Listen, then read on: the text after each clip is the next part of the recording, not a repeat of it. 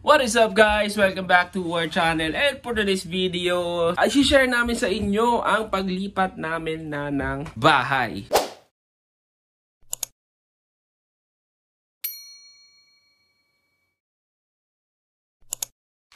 So lilipat na kami sa city banda, sa Bridgewater, and doon na ako magtatrabaho.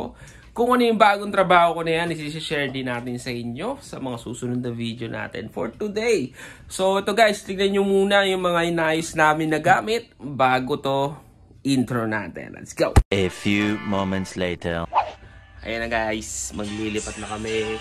Hindi nyo pa alam ano. So lilipat na kami ngayon sa Bridgewater guys. So ito, nagpa-impake na kami.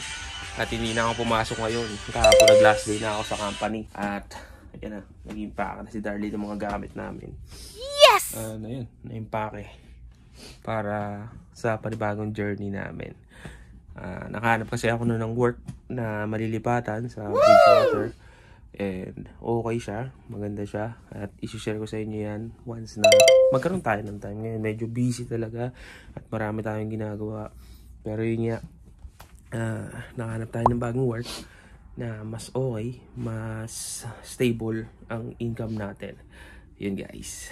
So subaybayan nyo itong video natin ngayon sa paglipat-lipat natin dun sa panibagong bahay namin.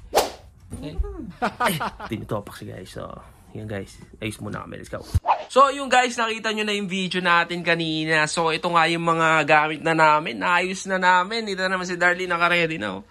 Ayan na siya guys. Siyempre, ang mga gamit namin is prepared na. And eto, kaya kita nyo naman, ang dami na. Mga nasa tote pan. Ayan, mga itlog. Eto guys, since sa lobster plant kami nag-work, is binigyan kami ng lobster ng amo namin. Binigyan kami ng 10 lobster na tigpa 1.75 pounds ang isa. So, yan yung mga gamit natin. Okay na. So, yun nga guys, ano?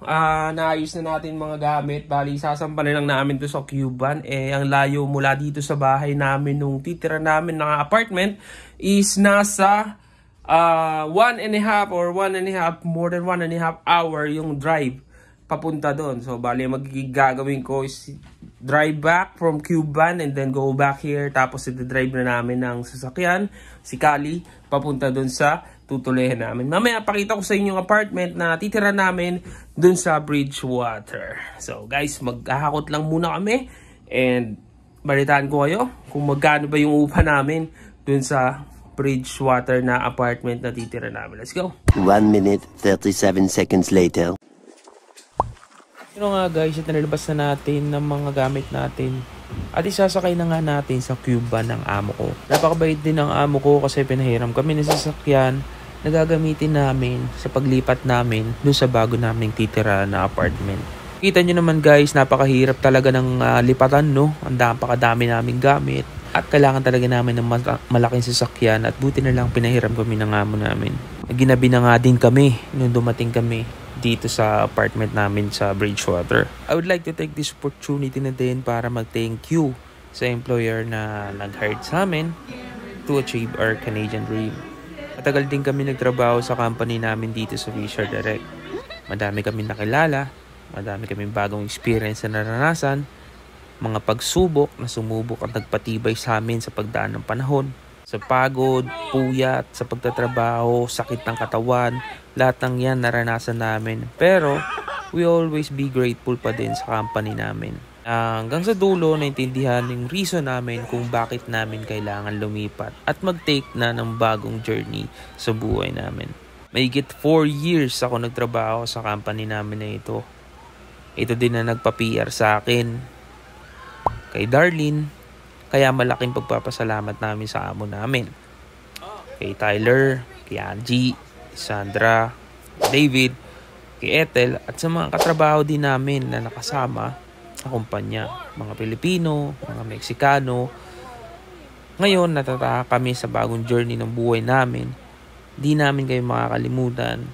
You guys will remain in our hearts and always be our friend. Tayo na nga, balik tayo sa lipatan. Ayun na nga guys, sa bagong apartment na lilipatan namin is magbabayad kami ng $850 Unite per month, 2 na kami. Included, not included, heat, wifi, and yung kuryente. Kaya nung sinabi ko ituturo kayo, baka hindi ko siya magawa ngayon sa video natin na to kasi masyado pa tayong ginagawa. And gawa na lang tayo ng separate video para sa house tour natin dito, guys. Okay, let's go. Bye!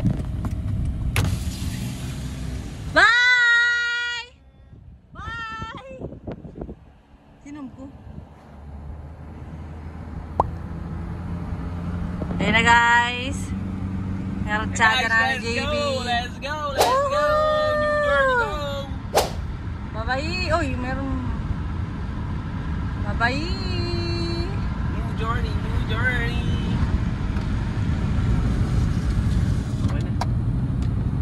One eternity later. Walang guys, so dito na kami sa aming bagong bahay. Si Darlene, ano naman? Yan o, naayos na namin yung mga gamit namin. Ayos na kami ng mga gamit and medyo mainit lang dito sa itira namin pero makapag-share na naman yan. Pinuksan na namin bintana. Yan.